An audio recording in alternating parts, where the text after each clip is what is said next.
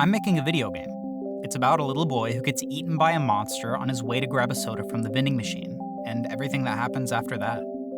My name's Ross. Welcome to the world of Canyon Eternal.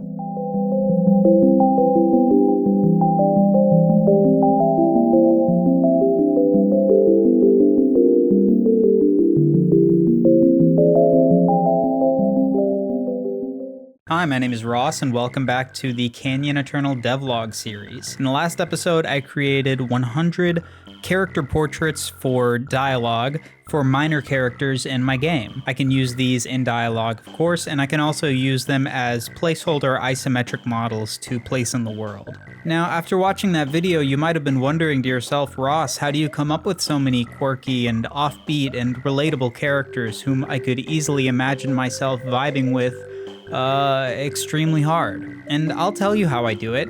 Fast. Oh, wait, what's that? I mean slow. I love working on this game. It's my own little world. Anytime that I want to go into it and add a swamp full of Italian crabs who make pasta in the hot geysers of the earth, I can do that. The world is my oyster. And this guy is also my oyster. But the way that I work on the game is a trash fire. Sometimes I'll spend a whole week just messing around in my sketchbook and I'll come back to code and realize that I've forgotten how to code or read at all. Or I'll have this plan for some coding that I want to do and I'll sit down and get distracted writing a song for 4 hours. And it's all work, don't get me wrong. I'd rather get this game done at a slow pace and actually enjoy it than put it out on a deadline and get burnt out. But the thought did cross my mind, what if for content I spent a day trying to actually work hard? What if I tried to buckle down and get some specific goals done? In other words, what does 8 hours of indie game development look like for a guy like me? A silly guy, a whimsical guy with hopes and dreams and a crippling ant problem. So let's lock ourselves in the cubicle. The boss is standing in the doorway and he wants those reports on his desk by Monday and Friday. No coffee, no worky. So what's going to be on the docket for this day of work? I want to do something entertaining for you since this is game development, but it's also for a video that you need to watch while you paint your nails or start your 80th Bloodborne file, if you're me. So let's do a task that incorporates all areas of indie game dev. Writing music, creating artwork and sprites, and also doing some game design. And so in this video, we're going to be creating the home for the protagonist of our game. Francis is a 10-year-old boy who lives at home with his mom, dad, and cat named Crow. For most of this game, however, you're away from home, lost in the strange world of the canyon.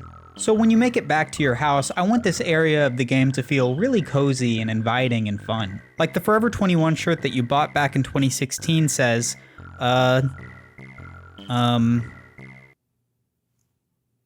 good vibes only. I'm also setting this game in 2007. That's not really important for you to know, but it's important for me to know. It's important for me to know that you know that. But before you jump into the video, I just want to say thank you for being here and watching my devlog. I got some positive reaction to the last one, and it's really cool to see people appreciating this silly little game that I've been working on for so long. And if you want to keep up with my progress and you're new here, why not subscribe? It could be fun. You could like that. All right, it's like 7:20. I just woke up. I'm going to go to the coffee shop down the street from my house and get a coffee. I'm going to work for 8 hours today. The goal for today is to try to get all of this stuff done for Francis's house. The exterior sprite, all the interior rooms, a song for it, also the characters that are going to be in it, like the mom, the dad, and the main character's cat. So that's the goal. I'm going to try and get all that done today, and we'll see how I do at the end of it. You're in my car now. We're gonna go to the coffee shop by my house, by my $800,000 billion mansion, and I'm gonna get a little coffee to drink because I'm gonna do that at the beginning of all my devlogs because I get thirsty. Last time I went to this coffee shop, this person gave me a cup of coffee for free. So if they don't do that, I'm gonna call the police. I've never filmed myself in my car like this before. It's kind of weird. It's kind of weird and silly of me to do that. All right, I went to the coffee shop. They gave me my coffee. It was not free. The cops are on their way. So I'm about ready to start on this video, but first I wanted to show you like a sneak peek at a future video that I'm doing pretty soon. I'm going to be recording all of the sound effects for my game on my own. And I'm going to be using this boom microphone that I borrowed yesterday. My dad let me borrow it, which I'm very grateful for. I also bought myself on eBay this H4n Zoom recorder that I'm going to be using to hook up to it. And I've got a whole bunch of different materials, like different just kinds of plastic and wood and metal, as well as some like weird electronic kids toys that I bought from like a Goodwill.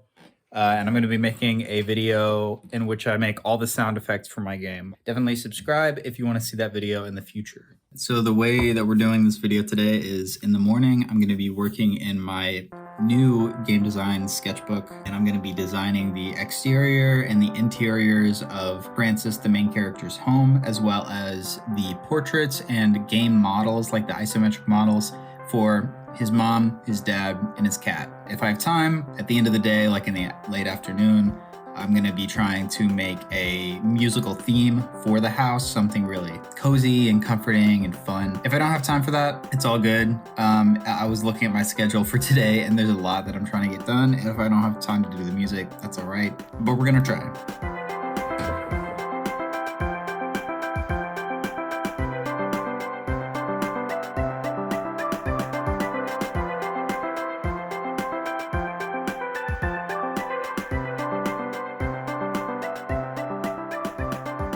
Okay, so I've been thinking about the design for the house, and real quick, I want to show you some of my inspirations for what I want it to look and feel like. So this is what I do when I'm working on any kind of world building task. I usually make a Pinterest board for something specific. In this case, this is the hometown for the character. This is just some inspiration that I have. I've picked South Dakota for some reason as kind of like a reference. The game is set in 2007, so I use like a lot of cultural stuff from 2007 whenever I need like cultural references and stuff in the game. Oh, and for the house itself, I am using early 1900s Victorian style houses. So this is the house. I figured that I kind of wanted to base it a little bit on the house where I grew up in, which is also kind of an older Victorian style home. It's got a couple of parts that are a little run down, like it's got a window that's got a hole in it. There's a frisbee on the roof. A lot of different window styles, kind of a sort of a patchwork look to the house a little bit, and I wanna enhance that some more. But yeah, it's not a perfect house, but it's nice and big and cozy. These are your parents in the game, Maria and Stephen. Here are their portraits. This is your cat, Crow. He's a Scottish fold. He's 2 years old. Meow. I also like to draw the isometric rooms in pencil, just to give myself like an idea of scale and stuff. This is the hallway that's going to be in your house, for example. This is going to be the bathroom. I don't do this with full furnishings for all the rooms, although I probably should, because it really does help me. And I also think this is kind of a cute style. I don't know. Okay, real quick, I know I'm getting distracted, but this is a 80s Yamaha guitar that my grandmother owns, and she let me borrow for the sound effect video that I'm making in the future. It's very cool. It's got a lot of really interesting synths and different sounds and like drum pad sounds. It's cool. It's cool. It's cool. It's cool. It's cool. It's cool.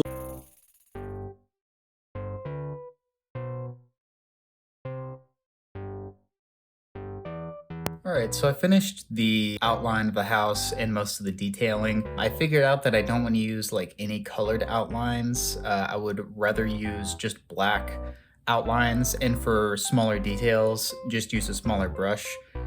This building taught me that the way that I want to do detail requires me to just use a larger brush for things that are more prominent or closer to the camera or just bigger. I don't know. I'm still figuring out the art style, but I think this product looks pretty good so far. I still need to do the coloring and then maybe a little bit more really small detailing, but that's it. I don't want to go too detailed with stuff because this is a huge game, and the more art that I make and the more detail that I add to it, that's going to exponentially add to how long it takes to finish art for the game. So I might just leave it kind of like this right now. I think it looks pretty good. And then later I'm going to work on the interiors.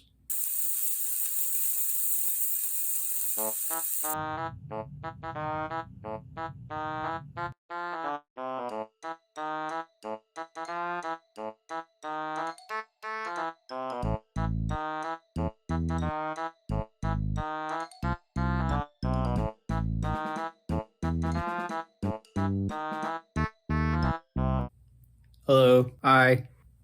Hey. I just finished the exterior of the house and also the kitchen. It's taking a really long time to do this art style, and I know that I have to get better at it and figure out like shortcuts and stuff like that, but this art style takes a really long time, and I'm pretty sure I'm basically gonna have to draw like everything in my game. I don't think I'll be able to make reusable assets like a table that I can reuse in a bunch of places, because the whole theme of the game is variety, and like every location is just inherently very different. So I don't know. This art style is taking a really long time. I don't really see myself compromising for it, so I guess I'm just gonna have to get faster at it. But I'm gonna go take a walk and then come back to it and try to finish at least the living room, the hallway, and Francis's room. There's a couple of other rooms like a bathroom and your parents' room, but we'll see if I get to those.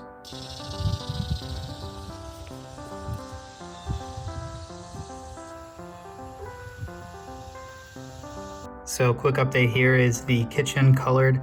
This takes a really long time to do all the detail, and I think the detail is important. I think color is important, but I do think that I might have to find a way to compromise and make things a little bit simpler coloring. I don't know, I'm just gonna continue to not use shading here, and I might even do like sort of like a background style coloring where like all this stuff might just be like one color. I don't know, I might really have to simplify it just because this one room took me like 2 hours to draw and color, and there are hundreds of rooms in my game.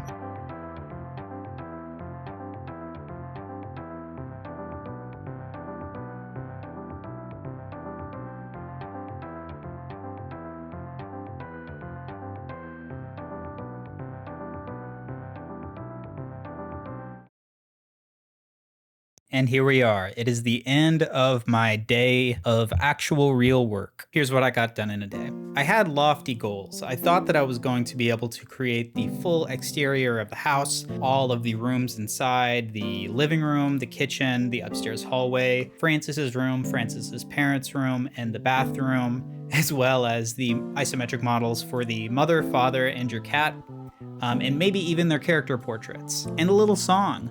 That's crazy. That's crazy that I thought that I'd be able to get that done in 8 hours. That's crazy. So I guess one of the lessons for today is don't push your luck, but actually don't give yourself unrealistic expectations that are gonna disappoint you. Personally, I'm not really disappointed at all, just because I learned so much from the kind of work that I did today, working on the isometric rooms, really trying to finish good ones. One of the reasons that I didn't get that much done today, and I only got done like the kitchen, the hallway, the living room, Francis's room, and the exterior of the building. It took a lot of effort to put in that detail, and I learned a lot about how to prioritize levels of detail, as well as the way that I want to do like line weight and other specific things about my art style. Every time that I put a lot of effort into some kind of piece in this art style that the game is going to be in, I learn a lot about it. I learn how I'm going to end up doing it. And another thing that I got out of today was it's really good to not be as afraid of tackling something big, like starting to draw whole isometric rooms. I had a lot of fun, and I am obsessed with like the way that these look. I didn't realize they were gonna come out this cute. It took so much effort, like each one of these. Like, I'll be honest, the kitchen, the first one that I did, took like 3.5 hours because like I'm just so slow right now with like the way that I design the furniture and like I don't know. And it's not perfect, it's far from perfect. There's some like empty space in there, but I love it. I think it looks great. I think it looks great with the characters, and it's really nice seeing the game come together and like what I think a scene will actually look like. And I had fun working for 8 hours. I think that it's honestly better to overdo your expectations, but keep giving yourself breaks. I took a lot of breaks to go take walks, clean my house, make lunch for myself, and that was really necessary to keep enjoying myself and having a great time and getting real creative, positive work done instead of burning myself out, feeling bad at the end of the day, and getting a ton of mediocre things complete. I'm proud of the things that I actually finished with. I'm excited to put them all in Unity. I'm going to show you an edit of what I've put together in Unity with characters moving around. Hopefully I'll be able to finish all of the rooms in time to show you the whole house, the whole exterior, all the characters that are going to be in it. But before I show you a clip of all the progress I've made put together, I want to just say thank you for watching this video. I appreciate that. I think it's awesome that people are here watching this being made.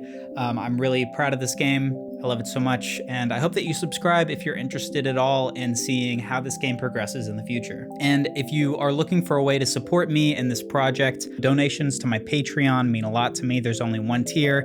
It's $1. If you want, you can also just tell a friend about this channel. Or you don't have to do anything at all. I'm just a YouTube video. But the $1 tier does get you access to the Canyon Eternal Discord, where I chat about the game, I give daily updates. It also gets you your name in this video. So thank you for the Patreon supporters so far. I think there's 2 so far. I appreciate all the help.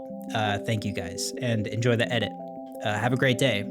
I hope you find everything that you're looking for in life. Bye.